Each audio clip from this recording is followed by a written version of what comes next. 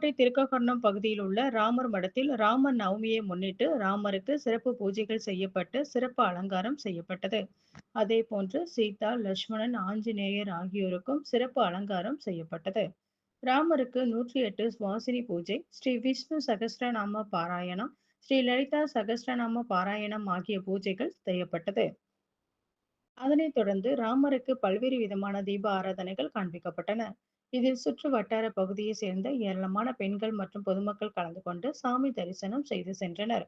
அதனைத் தொடர்ந்து அனைவருக்கும் பிரசாதம் வழங்கப்பட்டது.